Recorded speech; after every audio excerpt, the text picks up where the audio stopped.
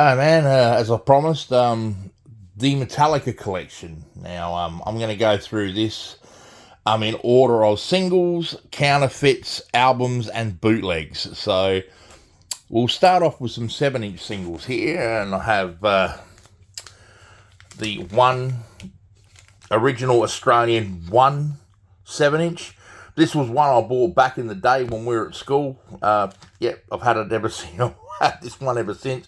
This one's got one and the full length album version of One and Seek and Destroy Live on the flip side of that. This one is this is an American version that's got an edit version of One and the Prince on the B side, the cover of a Diamond Head song. I only got a few 7-inches here. This is a Nothing Else Matters 7-inch that's got a live version of Sandman on the B-side. This is the Enter Sandman 7-inch, which has Stone Cold Crazy on the flip side. They're all the 7-inch singles. I'll just over here for a minute. Now, the next is 12-inch singles and EPs. Harvester of Sorrow 12-inch. I'll get through this a bit quicker. Creeping Death 12-inch with Am I Evil and Blitzkrieg on the B-side. This is an original Music for Nations copy, not a Vertigo re-release. One 12-inch with Whom the Bell Tolls and Sanitarium live on the flip. Jump in the Fire single, which has got 2 bogus live tracks on the B-side of it. But this one's on red vinyl, and also this is a cut-shaped picture disc of it, which is actually a 7-inch format because it's a cut shape. Creeping Death, and again, these are all Music for Nations issues. They're not Vertigo re-releases, all these early singles. Creeping Death picture disc. $5.98 Garage Days Revisited EP. This is a live EP it's not a bootleg, it's an official release. It came with the good, the bad, and the live box set, which was a box set that had their early 12-inch singles in it. But I didn't have the box set. I found this one separately. It's a good little EP, that. Whiplash EP. This was the first sort of single EP thing they brought out back in '83. This one has the same tracks as the Jump in the Fire single, but added is a special neck brace remix of Whiplash. Does it sound much different? Not really. It's pretty much the same. The only difference really is that on Kill 'Em All, Anesthesia Pulling Teeth blends into Whiplash, whereas this is just a track on its own entity. Alright. Next, I've got counterfeits. The counterfeits are basically copies of originals that aren't legit. This is a counterfeit of the Eye of the Beholder promo, and it's just got the same track on both sides. As I said, it was supposed to originally be a promo, but it was it's and it sounds like these counterfeits actually sound like crap. They're not even worth playing. They're just for the collection. The same goes with this Master of Puppets here. It's a counterfeit. It's on red vinyl. It's got Music for Nations logos, but it's not legit. It's a counterfeit. This one here is also a counterfeit. This is a picture disc counterfeit of the Burnett Records mispress. Back in when Ride the Lightning was first released, Burnett Records released it in France, and they fucked the cover up and printed it in green instead of blue. So, that's a counterfeit of that particular repress. They also printed them on 50 million different coloured vinyls as well, but a lot of people want to go out and collect all of them, but I personally can't be bothered. Now we'll go into official stuff. This is official albums. So Kill 'Em All picture disc, original Music for Nations. I think this is a Music for Nations, is it? Yes, that would be. It's not a it's not the Megaforce one. The only Megaforce thing I've got here is the Whiplash. That's a silver label Megaforce. This is also a Music for Nations press. Just original standard vinyl. Ride the Lightning picture disc on Music for Nations, and Music for Nations standard Ride the Lightning, Master of Puppets picture disc, Music for Nations, and this is a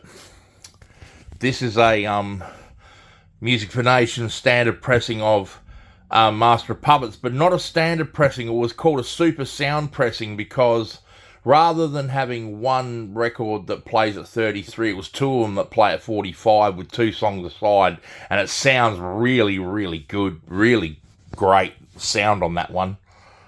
It's about $150 to $200 record now, would you probably believe it?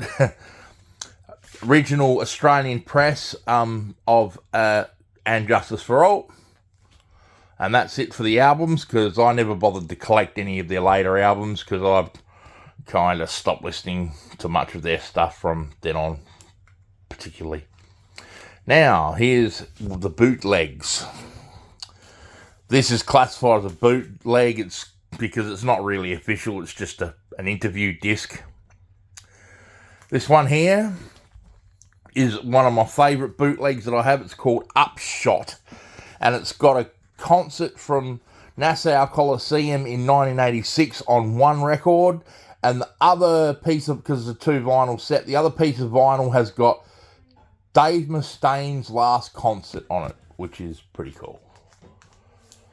This one is In Vertigo You Will Be. This one is a 3 LP set, and it has a concert from 1990. Where was this recorded? Hanover, Germany, 17th of the 5th, 1990. It's an audience recording, but it's really, really good quality. The audience, the other one that I showed you, that's also their audience recordings, but they're quite listenable. They're not. But this one, for an audience recording, is really, really good.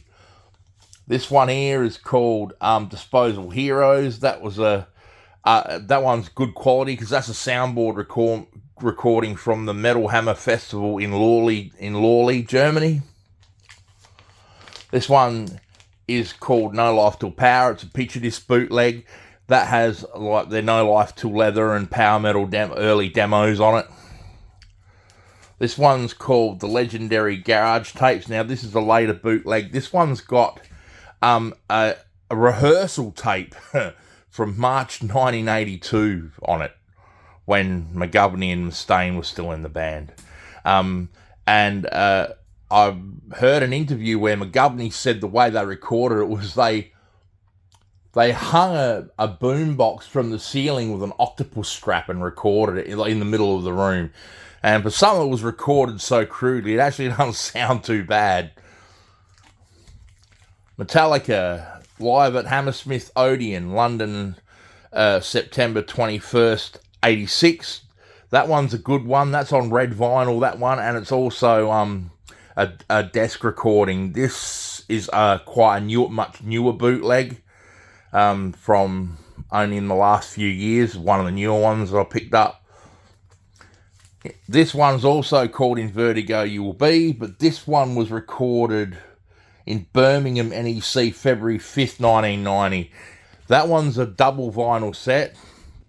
It's a collector's item because the sound quality on it is absolute atrocious. You can hardly make out a lot of what it's just so bad that it's not even worth playing. It's just for the collection, really. This one's also a newer bootleg. Reunion Dallas 1989, which was recorded as a desk recording. It was recorded from an FM broadcast. That's actually sounds really, really, really good. Yeah, it's quite a good bootleg, that one. This one, these ones are, the last three I got here are older ones. This one's, let God sort them out. This one's, it says San Francisco 83, but the concert that's on it's actually recorded in September of 1982. It was their second ever San Franciscan show with Mustaine and Ron McGovney in the band. and the other tracks that are on it are Megadeth demos are tacked in the end of that as well, which are quite a good listen. This one is Garage Days Metal Militia. This one has power metal demos and Ride the Lightning demos on that one. This one here, last but not least, is the final gig. This was Cliff Burton's last show. It's an audience recording, but it's quite listenable. It's not a bad audience recording. It's pretty good. So yeah, well, that's it. I managed to squeeze it in one video. Yay for me. Cheers, man.